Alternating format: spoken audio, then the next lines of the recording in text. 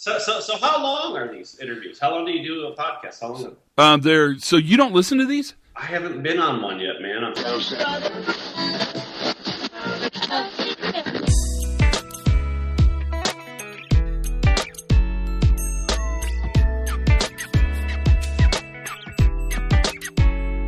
Hi, everybody, and welcome to the Pre-Accident Podcast. I'm your host, Todd Conklin. How'd that sound? Pretty impressive? You into it? Are you totally thinking I sound like an amazing guy? Because that is my goal always. Today is a great day to listen to a podcast. I'm glad you're listening, whatever you're doing. If you're riding your bike, no, it's too cold probably. If you're sitting in the office, that's good. If you're riding on a plane, well, you're probably next to me. Don't poke me or give me the look. I've been getting the look a lot lately. Whatever you're doing, today's a good day to do it. It is nearly time for the season of office parties to begin. A whole new set of challenges. Manipulating, managing, understanding, handling office politics at a social level is always interesting at every turn. It never stops being kind of interesting, and it will continue to be this time as well. My favorite holiday is Thanksgiving. I bet you can figure out why, but I like the idea of just being thankful. It's an agenda-free holiday that allows us to be grateful, and there is nothing wrong with that at all. So it's been fun. Lots of travel this year for me, and it's coming to a close. December should slow down a bit, just a couple gigs. I'm busy, but I think we're all kind of busy. That's how it works. January looks promising. I'm really looking forward to next year. Lots of people lining up for the podcast next year, too. Hope your life's going well, and I hope you have a great holiday. That's important to me as well. Today's podcast is David Marx. Do you know that name? If you don't, you should. Many years ago, he wrote a book called Whack-A-Mole. It came out really early, kind of a cute little book, really interesting, and it talked about the challenge we have organizationally in our reactive posture we take to managing failure. So when something happens, we hammer it like we whack-a-mole after the bad thing has happened and wait for the next thing to happen someplace else, and we play the game whack-a-mole. It's a big industrial game, whack-a-mole. And David and I have been friends for many, many years, and we do have a good friendship. We have the kind of friendship where you can argue and just be fine with it, and I like that about him a lot. And you'll tell that we're friends in this podcast because you'll tell we're going to argue in this podcast. We argue over a lot of things. One is free will. He's an attorney and an engineer who's really focused on justice, workplace, just culture, and he's focused a lot on healthcare by choice. I mean, he's made a decision to go into a field where he thinks the need is greatest, and I got to tell him, I mean, he's right on target, and I'm super proud of what he does, and I'm super proud of how he does it. He's a good guy. He's a great writer, and he's got a new book coming up, and he contacted me, and I said, I'd love to have you on the podcast. And as you can tell by the beginning of this, he had no idea the podcast I'm not sure he knows what a podcast is, kind of. But we got through all that, and then we had a great discussion about this new book, which is called Dave's Subs, which drops probably just before this podcast comes out. And it looks to be promising. I've not seen it or read it yet, but I will. And I'll be anxious to see what you think about it as well. Mostly, however, what we're going to talk about is kind of how accountability plays into this story. Because what Dave and his organization, which is Outcome Ingenuity, is the name of the company, and many of you are going to be familiar with it, they do a lot of work around accountability, which is why you can have an argument about free will and words like risky choices. Because accountability, at least in Dave's world, is the workers' sort of the workers' capacity to not make risky decisions. And of course, you know that I'm going to come to that from the direction that says, how do you know a decision is risky until after it has consequence? Because most operational decisions aren't really decisions. They're not choices. They're more responses to stimuli within the system. And those are just different worldviews. Neither are probably wrong. One of them is more correct. You can pick which one you think it is. Either way, open the mind up and listen carefully to what David says, because I think you'll find him to be very interesting, and he's certainly funny. He's always got stuff going on. This will not be the last time David Marx is on this podcast. In fact, sadly, it's the first time. I should have been doing this way earlier, but I promise you I'll do more of them. And you'll see why when you hear it, because it's a fun podcast. It's a great, jaunty combination of information back and forth between one another, and that's what it's all about.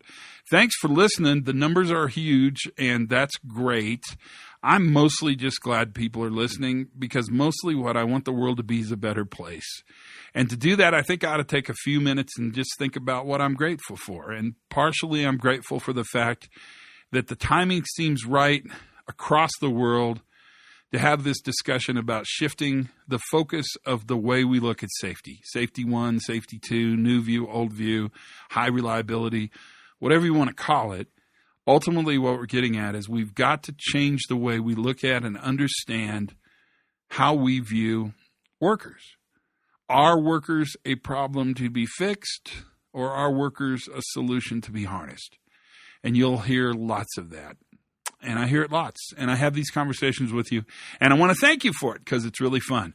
But maybe the best way to say thank you is for me to shut up and actually bring David on, and you can hear what David has to say. So without any further ado, this, my friends, is the great David Marx. Okay, well, cool. So I'm ready whenever you are. We're going, baby. So tell me everything. Tell me what you're up to now. What are you thinking now? And then, but you're editing these things, right? Yeah. So what I do is I'll edit it so it's around 30 minutes for sure. And then anything that's like if Skype goes out on us, or if you say fart, or if something weird happens, I'll cut it out. Like, I am expecting UPS to come at any moment, so I'm almost positive they'll come during our podcast, because why wouldn't they? So when that happens, I'll edit that out as well. But yeah, anything. Dead out. I don't really send them out to you for approval, and the reason I don't is not because I'm a jerk or anything, or an artiste. It's because I'm just not that organized. I just can't get crap together. So, because I do try to spend the least amount of time as possible. So that's what I go for. So I get it. Well, let's do it. All right, we're on it, baby. We are on it. So tell us anything you want to tell us to start with. You about can't say anything wrong, Mr. Marx. There's nothing wrong to be said. Yeah, well, I got to tell you. So what we're doing? I'm up here in Brooklyn now, but we just released actually November 16th. It's actually Amazon starts shipping, but it's a new book that we just published called Dave Subs, and it's a tale. It's about the workplace and accountability in the workplace, and it's 300-page book. And I've never written a book that's like a novel, but this one reads as a novel, and it's about a sub shop here in New Jersey, actually. And it's about, has a big significant event, a sentinel kind of event at the beginning where we actually give a gluten-filled sub to somebody who needed gluten-free, and of course there's a lawsuit. And but ultimately the owner of the sub shop, and he owns 6 of these sub shops, he decides, look, it was a mistake on the part of my employee, and he decides against what everybody's telling him to do, his advisors, the press. He decides not to fire this employee. He says, look, I'm not going to fire an employee simply for making a mistake. And then the rest of the story, actually, you watch Milo. His name is Milo. He is the manager of that one store. He spends the next year sort of figuring out what accountability is going to look like. And because even though he said we're not going to fire somebody for making a mistake, he had some, he's had these what we call them sub-artisans, but really do some squirrely things. And he has to sort of figure out, okay, where do we draw these sort of lines, and where do we work through accountability in the workplace? So it's a story about workplace accountability, and it's meant to, it's a business book, but it's meant to read like a novel, but ultimately challenge a manager to say, look, because managers never really had this kind of training. It's like, how do you sort of differentiate and how, the different sort of levels or ideas by which employees make decisions, and how do you steer them in the right way, and ultimately sort of how do you judge their conduct as a manager, and how do you hold them accountable? And that's what the book's about. Why do you think accountability is such a bugaboo? And I know I don't want to scare you with my technical use of the term bugaboo, but this is a giant, I spend a lot of my career. In fact, I was on a phone call before we're talking today with a manager talking about accountability. Why are people so freaked out about accountability? Yeah, it's funny because everybody comes to like a class and says, how do we design better systems around our employees? And we're just from that system, that system space. But if you look like at the VA, President Obama came out and said, look, we need a culture of accountability. And I think it's that issue that there's two pieces to the puzzle. There's the big system piece, but often when we're talking in the press about accountability, we're seeing things like, football players deflating balls, and they aren't really part of the system design, but they're just what human beings do, where they get themselves. So I think we see even organizations that start to drift into risky and riskier places, and accountability just seems to be the word that we're using now to describe. That ultimately, Todd, I think, and you and I both notice it's that two pieces. You do the best you can to build the system around them, but we ultimately there's some duties and responsibilities that the individuals in the system have as human components to make the system work. And I think it kind of go ahead. How do you define accountability? What's David Marx's definition for accountability? You know what? That's a good question, because when we teach like a just culture course, we say, look, this isn't about blame. Blame is a lunchtime activity of, who you going to blame for this bad event that just occurred. Accountability is just saying, as human components, when we don't live up to our expectations that are set, accountability is just the other side of expectations. If I don't live up to expectation, how am I held to account for not living up to those expectations? So accountability. What if I took the word accountability and told you that I think there's two ways to see it? I'd be really curious what you had to say.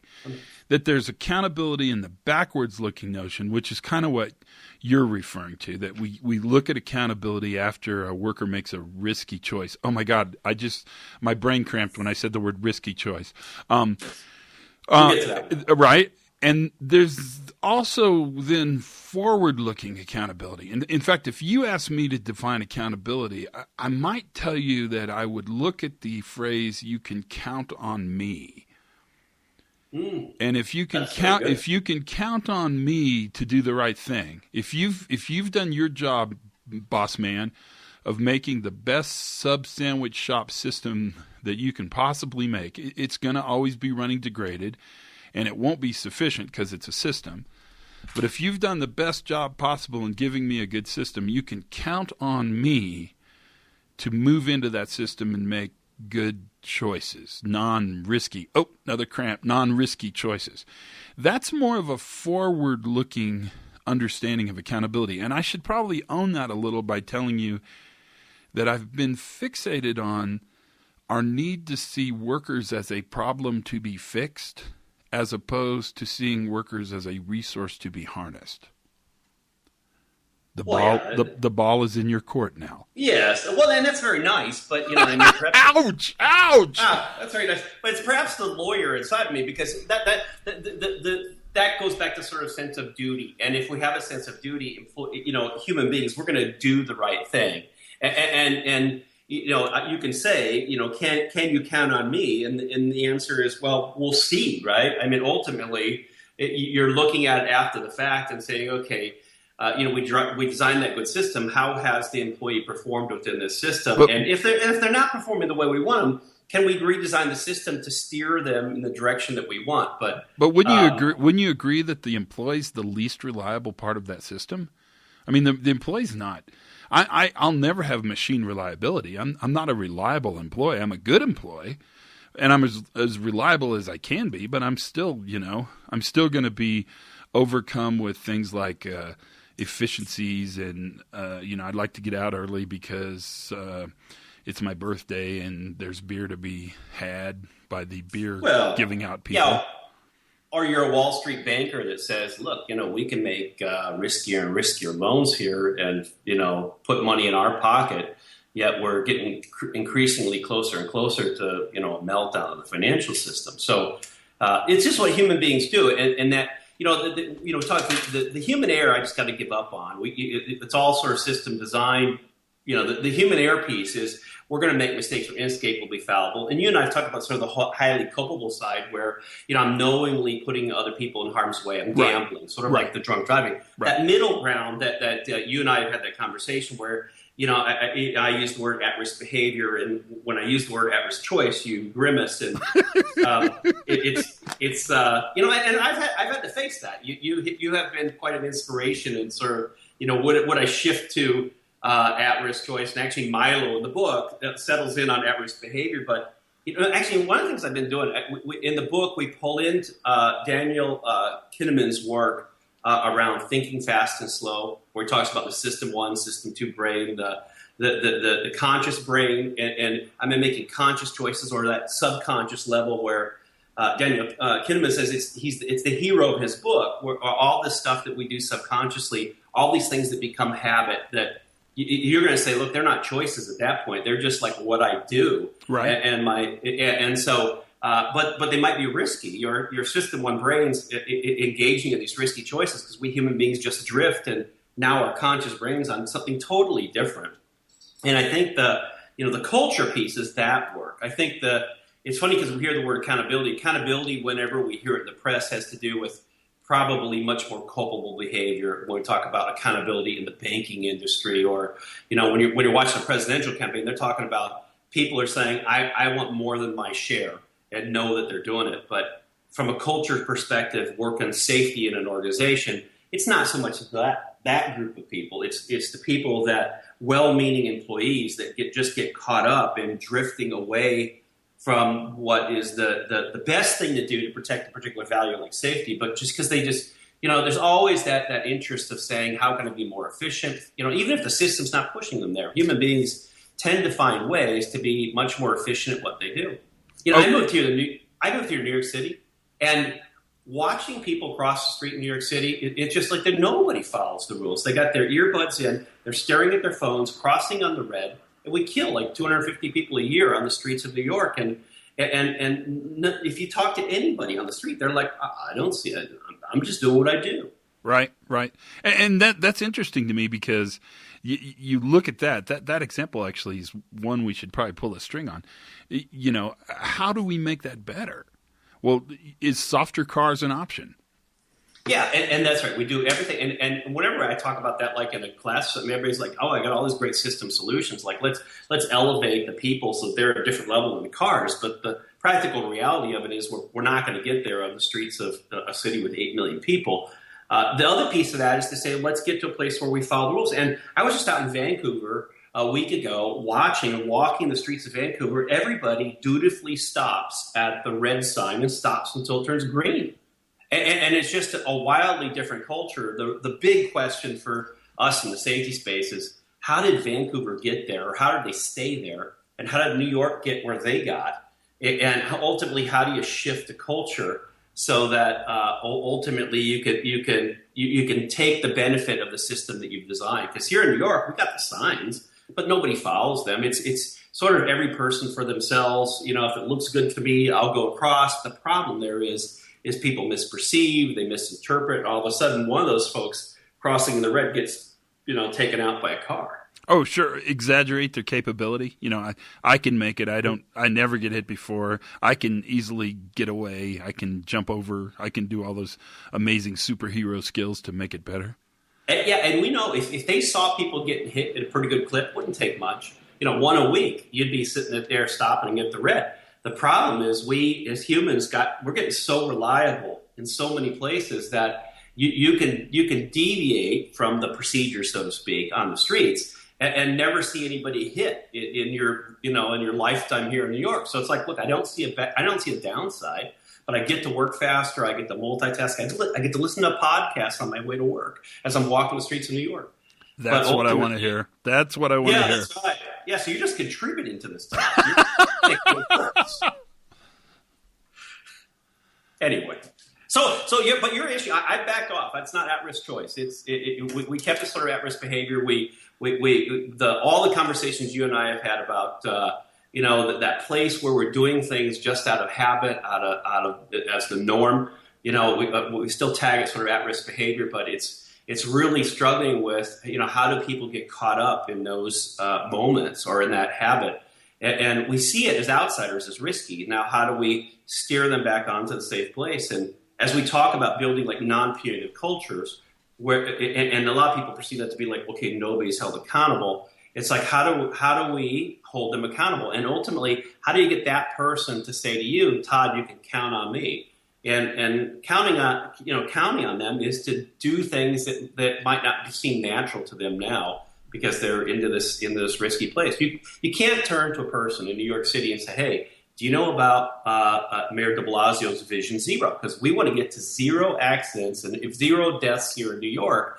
And if you turn to them and said that to them, I think they would, they might be likely to pull out a gun and shoot you. Nobody wants to hear that.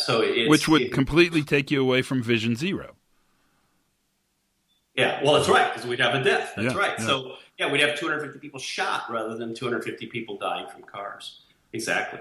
So what do we do with this? I mean, where are we going? So let me ask two questions. I got two big ones. I probably have more, but I have two that are on my mind. One is, why novel form? Why did you choose narrative to talk about this? Is it more interesting to write? Is it more interesting to read? Is it a better way to shift thinking around accountability? Yeah, probably because I'm tired of reading business books. But no, I think that we were halfway through the book. Actually, we've written more than half of it, and we decided it sounded too much like a professor, and we didn't want to speak at the people reading the book. We wanted the people reading the book to go through the journey that Milo goes through, because accountability is an emotional thing. It's not simply, do I have an algorithm? Can I walk through some algorithm? It's not science. It's really, there's a whole huge emotional component to it, and even the notion of a person that makes a mistake that causes harm. We're sort of hardwired, seemingly, that bad outcomes must be caused by bad people. And how do you get people away from that? And we thought the novel offered the best opportunity for the reader to feel some compassion, empathy for the manager who's struggling through this. So it was tough for me as the author because I have him get it wrong, or at least in my view, wrong early on in the book. But he has to learn his lessons as he goes through it. And you can't do that stuff writing from a more professorial view, because you can't get it wrong and then later correct. So you could in the novel form. And frankly, there's so many business books out there, and so many are so dry. We just thought, well, let's try this. And it's the first time in my life I ever had to write a sentence that said Milo at the end. That's totally foreign to me, but it was quite a fun exercise to go through. And I do think it's probably more fun to read. How's this translating to your work in medicine? Because I think of you almost every day, because you're out there fighting, really, I think, the important fight. I think the work I do with construction or oil and gas or transportation, that's important work. But medicine is such a challenge because it's such a problem and nobody's willing to spend a penny to actually make it better. Yeah, that's, it's interesting for us as a team. I think our whole organization, it's, the most recent number out of the National Patient Safety Foundation is that we lose 440,000 lives a year due to medical errors and hospital-acquired infection in our nation's hospitals. So it's a pretty big number. And how do we address this? And we spend a lot of time helping healthcare organizations on the system design side and on the culture side. And so, it's 80% of our work. The book is interesting because to do a book about a sub shop in New Jersey, we were gambling a little bit that a chief medical officer would find any similarities between a 10,000 person healthcare organization and a sub shop with 5 employees. But hopefully the more enlightened ones would say, look, the issues are the same, because those artisans are, that work in the sub shop are no different than a nurse or a pharmacist or a doctor in a hospital, because we're really talking about the same human beings. So, the work that we're doing is we're doing a lot of work in healthcare. But, one of the things that we did with the book, I should have said, is one of our targets is the 250,000 members of Society for Human Resource Management. We want to go after, our goal now is to say, how do we really get every employer, and you're doing a lot of this work, Todd, because you're doing work in, like you said, you're doing work in the chemical industry, you're doing work in manufacturing. How do we get every employer in the U.S. To embrace these kinds of ideas? If you work at Chipotle or you work at a bank, the ideas that we have been working for the last 20 years, I think, are equally applicable. And if we're going to really shift culture beyond an organization to a society, that's our goal. We had to go after the 250,000 members that are sort of in that sort of HR space around the world, saying, how do we steer this group of employees that we have? So one of our targets is to use that book to reach out to them and say, hey, maybe workplace accountability should look a little different. And what makes you guys think, and you could be right, I certainly have no hidden agenda on this, but what makes you think HR is the right level? I can't figure out in my mind where the right level is. Yeah, that's true. I think that it's funny because the safety space that we have been in, I think safety practitioners get this. They totally get it. The FAA says you got to go down this path. Joint Commission says you got to go down this path of high reliability. And so I think they get it. I think the HR folks have sat on the side and said, look, we just write rules to defend the organization. We don't really write rules for our employees. And I think this is a place to start pushing them as well. But ultimately, this is a leadership issue. This is top down in many organizations to say, how is the leader going to lead? How are they going to role model? How are they going to mentor? How are they going to hold people accountable when bad things do happen? And so I think ultimately it is the leadership level, but I think I think we've done well in the safety space. I think these ideas, everything that I can only imagine what's across all of your podcasts, but the things that we're talking about in this space are now being adopted. The safety space, I think, has moved on. I think now for us, the next one is say, okay, let's go after HR space. While we always go after leadership and say, how are we going to get leadership steered in this way as well? Well, and I think you're right. I think HR's I think it's actually a really great target. It's a good place to go. And I think leaders, at least in my mind, and I could be a little naive, leaders are very willing to hear this message. One of the things I'm learning is that we've not done a terribly good job helping leaders hear this message. We haven't done a good job. When leaders push back around risky choices and accountability, I've had to teach myself not to get defensive, but in fact to get instructive, because what it means is that we haven't done a good job giving them the right information.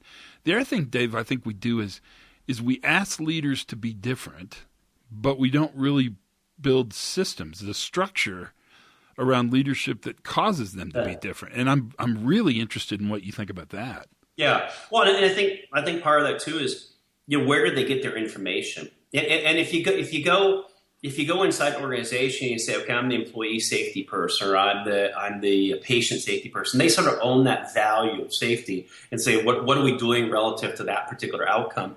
But when you talk about accountability, who owns accountability? Workforce accountability. We're in the HR space, and what they will say, traditionally will say, is, look, employee breaches, particularly like a safety rule, employee breaches a safety rule, maybe this isn't the right place for them. Whether that was a human error or a reckless choice doesn't sort of matter to the HR professional. It's just the fact that we breach and we're less than perfect. So I think they're not hearing the right voices. Well, and I think we breach and we oversimplify. So the workers breach and the leaders oversimplify. The rule's clear. They should have followed it. They didn't. Okay, case closed. Right. And the workers out there, and kind of Kahneman's thinking fast and slow side of the house, thinking, crap, I didn't even think of that as a choice. Like I just got off the phone. Big argument with a guy over linemen using knives instead of wire strippers. Right. So in my experience, when I talked to a lineman who cut his hand, he said to me, I always use a knife. I've always used a knife. For 25 years, we use knives. He said, I was using the knife even before I thought about the fact that I wasn't using the knife. When I cut my hand, I would have completely used the stripper, but my habit was to use the knife. Now, that gets right back into what we always argue about, right? Risky choice versus sort of system-influenced behavior, culturally influenced behavior. I think that's really that changes how we talk about accountability to leaders. I mean, that is a different story. That's a much more nuanced story. That's a much harder story to tell. That's a narrative and not a chart, right? I mean, that's a much different conversation to have with leaders. And you're good at this. I mean, you've been doing this a long time. You're the man. How are you doing it? How you? Well, or you know the man. Yeah. Well, it's you go into a hospital. This is what's wild, particularly for anybody that is on your podcast. It's not on healthcare. It's 100,000 people a year that will lose their lives to the hospital-acquired infection. And the number one thing that you can do is wash your hands per the CDC standards. And if you were working at NASA or an industrial environment, if you had to guess what the compliance rate, you'd say, well, it's got to be at 99%. But you got hospitals still teetering at 70% compliance rate. And that's why, so I put back to you, Todd, that 30%, we're going to say, look, there's a space where they're going to make a mistake where if you just ask them after the fact, would you have washed your hands? They're going to say, absolutely, I would have. So maybe that's 2%. It's not going to be 30% where it's like, I just simply forgot. That there's that 28% between where I'm doing it and in my air where I'm not washing my hands the way I should, but it's now just that habit space. And CEOs, I can tell you, just about every CEO of a hospital in the U.S. is struggling with, well, what do I do? Because my employees aren't washing hands the way they need to wash their hands. The doctors aren't role modeling it. The patients that come, or the family members aren't role modeling it. It's pretty easy just to get caught up in the culture that of all the things I got to do, this isn't the top of my list. And ultimately, how do you steer the employees that way? And in what place does accountability play? But isn't that crosswalks in Vancouver? Well, yeah. Isn't it, or crosswalks in New York, depending whether you want to take an appreciative or a non-appreciative view of that. Well, that's right. And when I talk to leaders in healthcare, I say, look, the issue you got is Vancouver versus New York. And they're thinking, well, that's on the street. It's like, well, that person on the street is your doctor or nurse who's about ready to come in to your hospital. So what hospitals have good hand washing? Where is this done well? It's and this is anecdotally, but we have hospitals in the high 90s. But one of the places done well is where physicians lead, where the chief medical officer, the chief of the services say, we're going to wash our hands and we're going to call it out when we see others not washing their hands. We're going to turn to a nurse or a pharmacist and say, I need you to wash your hands. And actually, one of the things healthcare is doing is it's embracing the healthcare version of career resource management, or what the DoD created a program called Team Steps.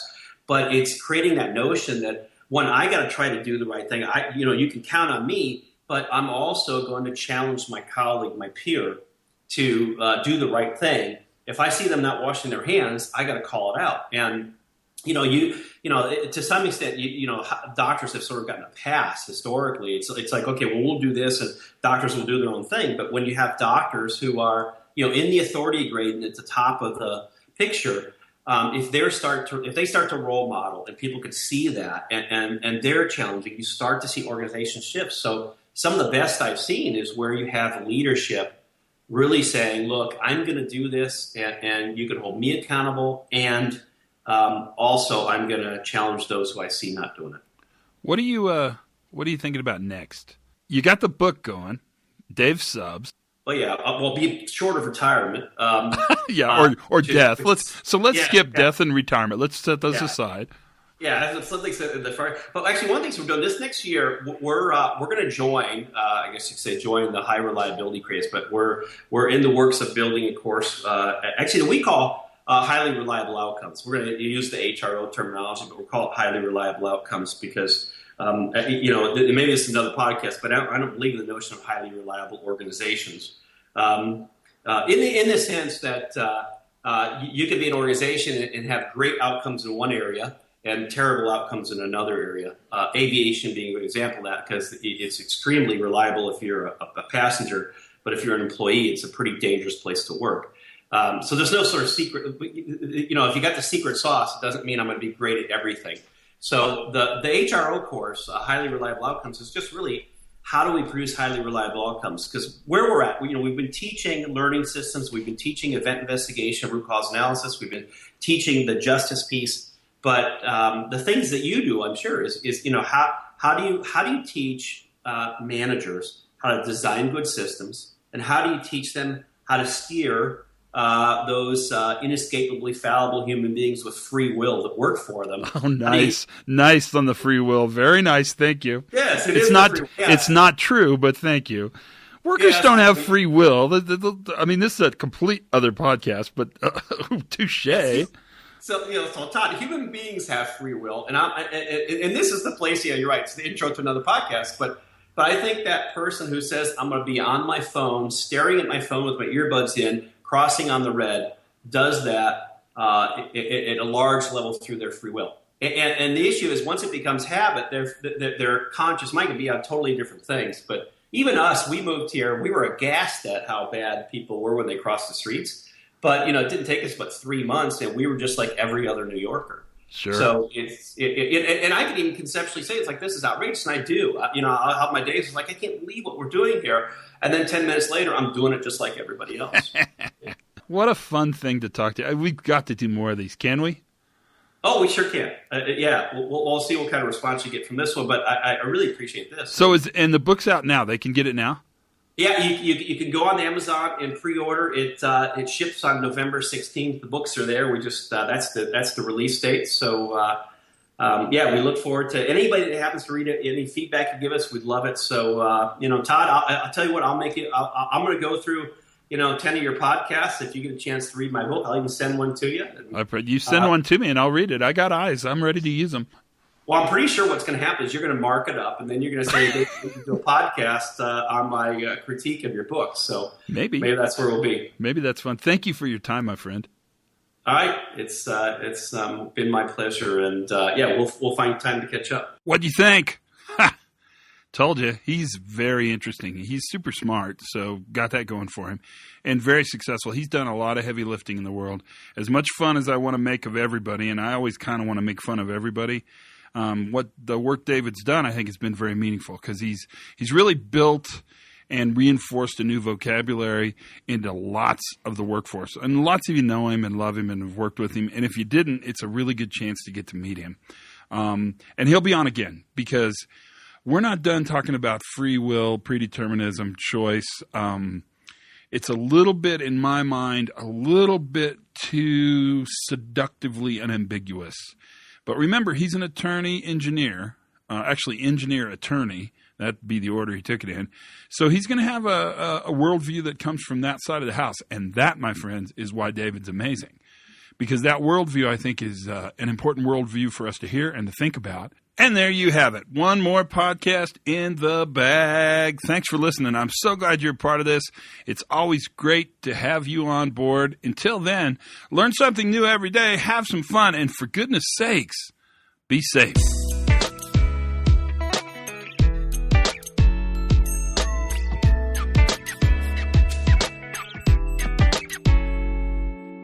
What kind of hippie bullshit is this?